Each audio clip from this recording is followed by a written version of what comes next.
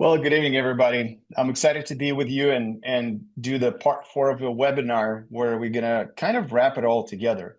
So for those of you that are attending and who did attend the previous at least one or two webinars, can you please go on the webinar chat and just put a thumbs up or a plus so that we can see that there are some returning people? That will help me determine some of the things that I need to cover, maybe skip and things like that. So that would be super, super helpful. But today we're going to talk about building a resilient system that work no matter who's in charge. And so I think the key element of systems in general, the idea there is that you have a system that allows you to operate the business without relying on a one individual, just like an airplane. How many of you flew the airplane with the same pilot? And if you have to like make three or four stops, right? So it's like you land, the pilot leaves, another pilot comes in, they go through the checklist, they take off, they land, another pilot comes in, and so far and so on. And so the goal of any business is to build the systems that run the practice, and then you just get the right people to run those systems, right? And so that's going to be the framework for today's presentation. And so with that being said, let's jump in. Does this look like your practice? I mean, for those of you that did a couple of the webinars before, like Courtney and Brenda, you guys have seen, or Sheila, you guys have seen me posting these pictures, and I hope it's ingrained into everybody's vision by now that not having systems equals this kind of picture, meaning we're wasting products, we're wasting time, we're wasting energy, we're wasting effort and things like that. And so again, I want to make sure we stay here for just a few seconds just to make sure we're all on the same page. And then we also talked about what is the cost of not having the systems and the cost of not operating at the high level. And for those of you who attended the last webinar, number 3, we talked about the decision that a lot of us need to make when we run the businesses is this going to be a hobby or a business? And that's okay to have a hobby, and it's a lot more fun to have a business. And so if we're going to have a business, we really need to look at things from a systematic approach. And so the average private practice spends about 7 to 10% off collections on supplies. So for a $1 million practice, that's $50,000 a year in lost income. It's not even revenue, the income. And so that's a staggering number that a lot of people can just fix on by having the systems in place. And then I want to take you back a little bit. So part 1, we talked about cutting supply costs without compromise. So webinar number 1, we went right into the cutting supply costs, right? So we went through some tactics. We looked at the spreadsheets. We looked at all different options. And then we're going to quickly review that today again. But the real tactic was how to drop the supply cost from 9% to 4% off of the collections. And again, just a reminder, it's off of collections, not the production. The part number 2 was inventory chaos to control, streamlining your dental supply workflow, where we talked about the foundational principles of dental inventory management, identified common inefficiencies in supply ordering workflows, how to implement a single source ordering system to save time and reduce human error. I gave you guys spreadsheets, but again, I will put a shameless plug and say Zen One is the solution for most of the private practices out there. And then how the QR codes and digital tools can simplify tracking and reordering. Again, we have it built in within Zen. Part 3, which was a lot of fun, and hopefully I presented some of the things for those of you that attended the webinar number 3. We actually looked at team engagement secrets, how to motivate and incentivize your lead dental assistant. But more importantly, we looked at the structure that you can create, kind of different levels for the dental assistants. Remember, from sterilization tech all the way to the lead dental assistant, how to categorize.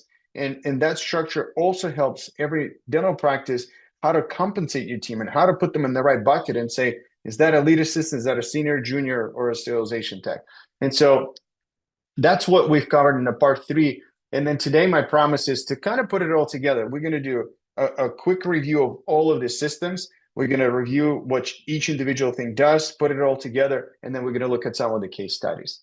And so with that being said, you guys already know my name is Tiger. I'm a co-founder and CEO of Zen One. And my main mission, which I wake up with in every morning and go to bed, is to help private practice to stay private in the DSO-dominated world, which luckily we're not there yet. Just we're not a medical field.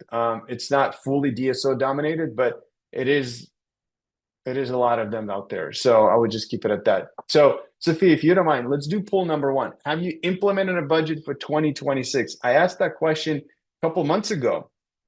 And I wonder if today we're going to get a slightly different result. So have you implemented a budget for 2026? Meaning, have you done your planning? Have you sat down with your CPA? Have you looked at the numbers?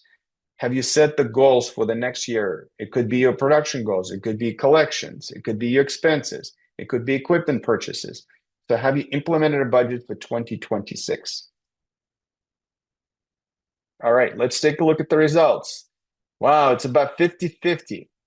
Have you applied it? So yes, it's about 44%, no, 50%. So those that answered 44, amazing job, guys. Let's keep going. And you know the phrase that I like the most, it's if you what's the phrase? If you fail to plan, you plan to fail, something like that. So basically the whole concept is it's not that the budget itself, it's the process of sitting down and putting the budget together. That's what's really important. Those that answered no, I totally get it. It's right before the end of the year. Guys, you still have time. Most offices are going to be closed next week for Christmas. So take some time, go back to the office, give yourself a couple hours, grab a cup of coffee, and just sit down and do some budgeting and planning. Maybe you want to bring your office manager. For those that answer, need to ask your office manager. Pull up a spreadsheet and start putting the numbers together. So it's going to be super, super helpful. So let's keep going forward. So going back to cutting supply costs. Remember, I told you 95% of dental practices don't have a budget. And for those of you who attended already know the simple formula, which is you look at the practice management software, you either use EagleSoft, Dentrix, Open Dental, Archie, Oryx, whatever is your favorite flavor. You look at the last month collections, you multiply that by 4%, and then you're going to plug that into your spreadsheet or the software that you use. Next, what's not included? We talked about that in depth. The office supplies, lab supplies, implants, Invisalign, CAD/CAM, and instruments. They're not included in the 4%. Obviously, equipment is not included either. But a lot of times I see people just stuffing this stuff into the dental supply budget and really trying to get everything under one number, which I don't agree with. I think the dental supplies should be at about 4%, and then everything else can be split up. We also talked about what's a good way to cut dental supplies or what's the process of cutting dental supplies. So we talked about implementing the spreadsheet, which I will cover in a second. Order biweekly or on Tuesdays, no free goods, and orders over the budget must be approved by the doctor. And then bonus your lead dental assistant for achieving 4% on a rolling average. The specific example on how to bonus the lead assistant is going to be a little bit later, but we're going to touch base on just a couple of things. The most controversial is going to be free goods. And I can't stress enough that I can have you guys buy from your top 2 to 3 national suppliers of your choice, right? But if you don't buy free goods and if you constantly watch the quantity of the products that you're buying, you could still be under 4%. So that's the secret that nobody wants to talk about. In the free goods, I mean, I talk to manufacturers on a daily basis. Nobody likes them. Everybody does it just because somebody else is doing it. And I would say the more structural approach to ordering is doing it on a biweekly basis on every other Tuesday. And we talked about that you're going to set up in your calendar for your lead dental assistant every Tuesday, 30 minutes right after the morning huddle, that you're going to go through and make sure that they're either placing an order or they're taking quantity of all the products. All right, next. So this is the spreadsheet, right? That's the basic spreadsheet that you guys will be able to download after this webinar. There's going to be a QR code and go through and put the numbers. And the key is you're basically have all of the months. You have your collection numbers. You have your dental supply goals. And then you just putting in the vendors. And then at the end, you're putting in what's the total, what's the percentage, and things like that. Again, I was pretty lucky to get the spreadsheet from one of our offices that's using it. And they gave me the permission to share with everybody we talked to. And that's a great way to keep track of supplies and seeing where you're at. And you will notice that there's a section that says 3 months rolling average. Basically, this number tells you if your dental assistant is eligible for the bonus, because we're going to be looking at it on a 3-month basis, not on the last month. All right, next. So the key takeaways. Last month collections by 4%, that's your monthly budget. Bi-weekly orders over the budget, reviewed and approved by the doctor, which is super, super important. No free goods, quantity matters, and add up totals into a spreadsheet after the order. So that's what we've talked about on how to get you guys to 4% very, very quickly. So that was the main key takeaway from webinar number 1. So Sophia, let's go to poll number 2.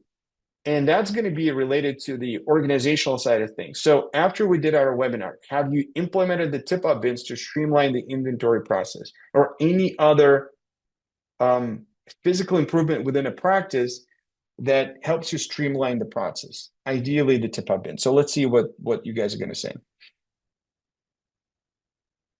All right. There are a lot of no's. Oh, 79%. All right, we got some work to do. So for those of you that are answering no's, we're going to spend more time on the organizational side of things and just go through this. So the part number two, the webinar number two, we spent the time looking at your physical constraints of the practice. So remember we talked about every office has an exit plan. So if you walk around your office, you will find that there's somewhere a sheet of paper on the wall with the kind of a drawing of your practice, right? Some of you who recently built offices should have a full-blown architectural plans. But basically, you're going to sit down, take the red marker, and think through, okay, this is where we store supplies. This is where we can put the tip-up bins. This is where we enter things. This is where UPS deliver the boxes. And just literally just look at your practice, look at your footprint, and try to figure out where to put the tip-up bins. Again, for those of you that need help, I have the QR codes included at the end that you can book the consultation call or things like that. So I'm happy to do that. But the key thing that I'll be asking, or what I do for our customers, is I'm basically looking, where's the storage, where we can put the main storage, or where's the sterilization? Do we have the room in the sterilization to put the tip-up bins? My ideal setup, I always talk about, is this: open shelves, tip-up bins. I can see everything I have. And on top of it, if I'm using something like Zen 1, I can print the QR codes, put them on top of the tip-up bin, scan the product when it's going low, and just add it into the shopping cart. I don't even need to track the quantities. I can see everything. The other option is you can see it's right here. So it's in the closet. Again, it's not my favorite setup, but still, everything is visible. You can see what you have. I do also like when things are in the sterilization area. So this is more of a design ergonomic setup where you have the pull-down shelves from the top, but the concept is still the same. It's wide open. There are no doors, nothing like that. So if you want to do yourself a favor, the first thing you can do tomorrow morning is just grab a screwdriver, go into your sterilization room, and the doors in the upper cabinets, you can just couple screws and take them out. You will feel so much better just walking into the room. Yes, it's going to look messy in the beginning, but you will look in the sterilization room and you'll see we have so much stuff. Or you can say, wow, we're actually very organized, more than I thought, or better than I thought. And so this is another way to look at it. Supplies at the bottom, supplies at the top. This is my most popular or most favorite way of organizing supplies, where you have the sterilization, open shelves, no upper cabinets, and you have the tip-up bins on the back of the wall. Again, they're all properly marked, they're identified, and you can see that the shelves are also properly marked with the blue taper, the painter's tape, where you can just organize all of your products, have the bins and trays and things like that. So this is the most ideal way of organizing things. This is where we recommend to purchase the tip-up bins. You can also download the handout at the end of the webinar. There's going to be a QR code where I will have the links for every single product that we recommend. You can just go to Simplastics, use the promo code, and purchase it from there. And so we also talked about implementing the checklist. So that's one of the things, how you can make sure that your system is resilient and you don't need to rely on an individual person, is you're printing a supply checklist for each individual treatment room.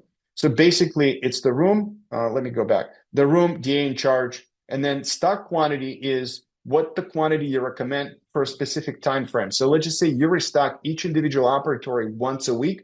So then the quantity right here is the quantity needed for a week. How many wedges, tip blues, and packable composite and things like that. And so then at the daily, weekly check, you're putting the quantity left. So that will help you determine how much you currently have and how much you need to restock. Maybe you need to keep less. And so in the beginning, I recommend that for every treatment room, you print this form before you laminate it, because a lot of people get excited and they laminate it right away, but then they find out that we actually don't need 15 wedges. So we actually don't even keep the wedges in the treatment room, but we actually need the matrix strips. So keep this form, adjust it on a daily basis, on a weekly basis, I'm sorry, and then laminate it maybe in the 2 to 3 months. But the key here is going to be to put DA in charge. So what happens is, ideally, it's hanging somewhere on the side of the cabinet. Somebody walks into the room knowing that they need to restock the room. They grab the checklist, they look at it, they know where things are located. It's a rear cabinet, it's the left side cabinet, it's the right side cabinet, and things like that. Then the person goes through and says, all right, we're going to have 15 wedges. We got 12. I have to restock 3. Fantastic. The room DA in charge, let's just say Susan. Susan is sick tomorrow. Somebody needs to come in and restock the room. Not a problem at all, because we know exactly what Susan keeps in the room. And then I would say the final part about this checklist is, we covered that last time, that every doctor has something that they absolutely need to have in the room. Whatever that is, might be the bird 331 or 330, whatever that could be. But for the doctor to have that product in the room is super critical. And you don't want to get up in the middle of the procedure. So that product goes on the checklist here as well. So you would literally write it down if you don't have it yet. But next time you go back, you print, go back, it's printed, and then you check mark and you make sure. Whatever that could be. Again, bursts, you just put it in, how many you need to have, how many you have. And so that will make your doctors and providers really, really happy that now this room is actually stacked to the point how they want it. So that's one of the ways how you can build the resilient practice, by having this simple checklist. Now, it will require the leadership to make sure that it actually gets done. So down in the beginning of the week, we're going to implement this checklist. Everybody print it, put their names, let's go. At the end of the week, let's review it. Let's find out what you guys have, what products we're missing, what products we need to remove, and things like that. And then adjust it, reprint it for the next week. And then that's going to be the cycle, the ongoing cycle for the full quarter. So that's the checklist. And that's what typically I see in the treatment rooms. Once it's all organized, you can see specifically the saliva ejectors and, I don't know, mixing tips and things like that, the burrs and anesthetics and needles. So, but it's not a lot. It's just the quantity that's needed either for a week, or sometimes people put a couple of weeks, but ideally it's just a 1 week worth of supply. Again, I showed you an example of an office in Arlington Heights in Illinois that's doing each individual product count. So I just wanted to put out there for people to see that if I say that some offices are out there that are just going through each individual micro brush that you can see here at the bottom, I'm not over exaggerating. There are offices that are doing it and they have the processes in place. And if this person can do it today, there's going to be somebody else doing it tomorrow. But that's how they do it. They allocate the time, they go through, and they have the checklist for that. So, and the last thing we talked about, the inventory component, be less brand loyal. It's not only affecting your budget, but it's also affecting how many products you have on the shelf. And so let's just say, I constantly see this. Hygienist loves this specific gloves, and then this assistant loves this specific glove, and now you end up having 5 different brands of gloves. And then people change, and then you have these gloves on the shelf, and then who knows why do we still have it? And then somehow we still have a full case of extra large gloves because we had an associate who left. So to me, it's complete mess. It has to be very, very streamlined. And I think somewhere we're going to talk about, obviously, like I said, there's a price, there's certain products, and I'm not saying this is the same product as this, by no means. I'm just saying that there are other options available out there that's why I wanted to show the drastic difference between one product and the other. There is something that I talked about the SKUs. So it's really, really important to have the limited number of SKUs. It's about 300 per practice. And so once you start having 25 different burrs, 16 different gloves, then 5 different bibs, 10 different topicals, prophy paste, and on and on and on, that becomes just a really, really difficult process to manage it. And so I think part of the leadership for the doctors listening to this is sit down and say, all right, moving forward, we're only going to have 2 topicals. Moving forward, we're only going to have 2 prophy pastes. Moving forward, I'm only going to use 5 burrs, and then just eliminate the stuff that you guys don't need. You would be surprised how much easier it's going to get to manage that inventory, how much cheaper it's going to get. Even if you buy the most expensive stuff, now you're just buying less of each individual item. And so you will see a lot of movement in there too. And then your assistant, your lead dental assistant who's in charge of ordering would appreciate that as well. All right, so Sophia, let's go to poll number 3. And guys, feel free to drop questions in the chat so I can look through while there's a poll going. So do you have a clearly defined role and responsibilities for a dental assistant? All right, let's take a look. Fantastic. I love this. 88% of people have it, and my favorite that, yeah, it's only few with no. Amazing. That's so great. So phenomenal. All right, so let's take a look. So clearly defined roles and responsibilities. I will just skim through this because most of you have it. So what back office roles are out there? I showed you guys this kind of like a table and a grade, what I've seen people start implementing. And it's basically, you have different level of dental assistants, and you have different level of expertise. And you have area of expertise of clinical, communication, and leadership. And you have tier one, which is a sterile tech, tier two, junior dental assistant, tier three, senior dental assistant, and then tier four, lead dental assistant. So by looking at this, you can quickly say, all right, how many seniors do you have? How many junior dental assistants do you have? How many sterilization techs and so far and so on. And the idea is it's constantly going up, right? So you're constantly going to need a sterile tech because somebody is going to get promoted to the junior dental assistant. So this role will be available pretty quickly. So probably like every 6 months. And so that way you can have a kind of like a ladder within a practice where people can see how they can grow within your office and become more experienced and actually get paid more. And so then we looked at my favorite phrase, everyone can be a leader, because there were way too many times when I heard from doctors saying, I want everybody to take the lead on inventory in the back of the office. This is just not happening. There's got to be one person taking the lead that you can go to and say, are you keeping me in budget? Are you keeping inventory on track? So not everyone can be a leader. And then, like I said, most dentists, I would like to have everyone be in charge of the inventory. That's not happening. And then we talked about how to create that accountability and the ownership within the back office, and how to give or empower your dental assistant to do that. And number one would be pick the dental assistant to run inventory and ordering. We call them Zen Master.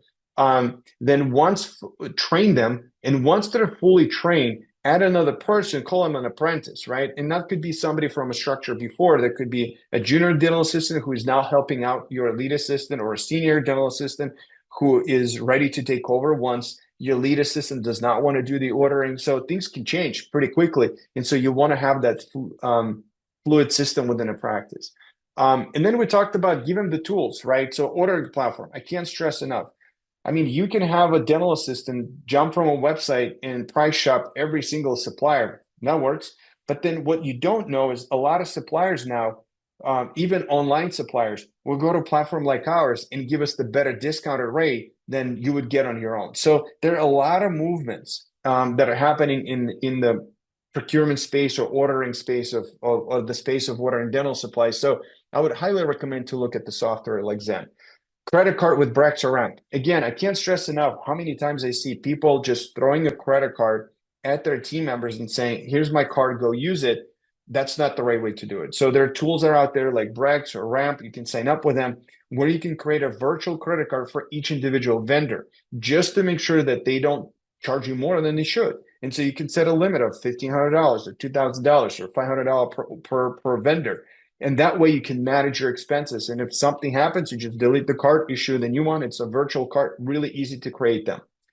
Office mobile phone. So you probably, it's a good idea to have a phone in the back of the office for a team member to make phone calls to the suppliers, to do the text messages with the suppliers, so that in case that something happens and that person leaves the practice, you have that phone, you can pick it up, you can look at the conversation with your rep or with the manufacturer rep and see what was happening before. And then dedicated station for ordering. I mean, as simple as it sounds, I've seen way too many times dental assistants sitting who knows where, try to place the order, try to manage things. Create a workstation for them. Let them sit, let them enjoy, let them put their little sticky notes so that they can organize their own workstation. All right. And so the last thing we talked about on the webinar 3 was how to create the incentive program. And something that I've seen work and I would recommend is 3-month rolling average. And so if your practice is doing 5% and above, there's no bonus. If your practice start doing 4.5 to 5%, you can pay $500 a quarter. If your practice now is doing 4 to 4.5%, you can pay $750 per quarter, and then 3 to 4%, $1,000. I mean, I've seen offices that are putting a goal of 2% and they're paying $2,000 because that number is so insignificant for them compared to the savings. And so a lot of people can offset that bonus pretty quickly. So that's where I put it here, increase amounts based on the volume. So if you're a $2 million practice, your numbers should be completely different versus a $500,000 practice. So keep that in mind. All right. And by the way, if there are any questions here, I'm happy to go back and cover that. And so what we did discuss last week, actually, it's right here. Keep your inventory under 300 SKUs at the most. So again, don't have 16 different gloves. Don't have 25 different burrs. Don't have 16 different composites. So try to keep it as tight as possible. So by the way, we also talked about if you're looking for an associate, what a lot of our offices are doing on Zen is they're actually Once they're organizing their inventory, it's set, they're printing the inventory list or downloading into Excel file, and they're sending it to a future associate to agree that these are the products that they're using. Because a lot of times what happens, new associate comes in and they start asking for new stuff. I'm not saying it's good or bad. I'm just saying that it's happening. And so you would want to have that conversation ahead of time, send them the list, let them look at it and review, come back and say, I actually need these 5 items. So you can have this conversation up front. Implement the spreadsheets, sign up with an ordering platform like Zen, have one person in charge, we call him Zen Master, and then bonus the lead assistant based on the amount saved. All right, so now we're going to go to some of the real life case studies. And then I'm going to show you some of the offices that we work with. And I do have some good examples and not so good examples so that you can see the differences. So this is the Cedar Park Dental Wellness here in Texas. And in 2024, it was pretty much a brand new office. They were doing about 7 to 10% off of the, I'm sorry, 7 to 8% off of the collections. They didn't have real systems in place, but they did have open shelves in the tip-up bins. And they did not have a lead assistant to take the lead on actual ordering. So after implementing exactly what we went through today, their collections dropped to 4%. Obviously, they implemented Zen 1, but their collections dropped to 4%, and now they're saving about 15,000 in actual savings. I just looked at their account.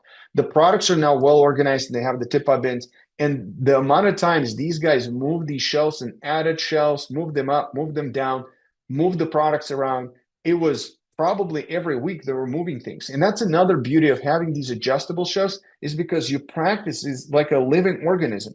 Things change. You want to have the ability to change things around. And that's another reason I don't like the cabinets is once you put them in, you're stuck. You can't put another shelf. You can't move things around. This is it. You have to be married to that. And so if you have something like this, the flexible system, you can move shelves up, you can move them down, you can add an additional shelf. If you have smaller items, you can basically do whatever needs to be done. And the most important part is the location of the product, because the more you grow, the busier you get. It's really important to have the right ergonomics in place to say, if I'm assembling the tray, I need to have all my things here. If I'm working on something, I need my pouches here. I need to have all my pouches here. So that's becoming critical, and the flexible system allows you to do that. And then they actually they were able to train the lead DA. They actually were able to get an additional DA who helped the lead DA to place the order. So they had the continuity of the process. So they never suffered, even if somebody left or didn't want to do the ordering part. So that was really exciting to work with them and see the savings and see the progress. So let's look at the Austin Dental Company. So these guys are a lot of fun. I try to visit them at least once every 2 months, I would say. 2024, they're at about 12% off of the collections. They didn't have real systems in place in lead DA. They did have lead DA, Michael right here, but there was no real support. So Abby was just stepping in to help him out. So when we started working with them, we put it in the tip-up bins, we added the QR codes, and then we also looked at some of the products that they were buying from one of their top supplier to change to other suppliers, and we were able to get them down to about 7%. So right now they have about $3,000 in actual savings in Zen when I go in and I see it. But as far as the collections, they're at 7%. And I also noticed that, I mean, this was the office that I used as an example where their top distributor was putting together all of the expenses under supplies, even though it was instruments or equipment or service, just under one statement. And so the CPA wasn't even looking. So they were just adding things into the QuickBooks, into the software as the dental supplies. And so that's where a lot of times 12% is not really that you're spending 12% on supplies. It's just not categorized properly. And now in 2025, it's a 7%, tip out bins, lead DA, and apprentice Abby is fully stepping in. So Michael now can transition and do other things. And I would say one of my favorite offices is Beacon Dentistry. So they were always very, very well organized. In 2024, 5% off of the collection systems in place.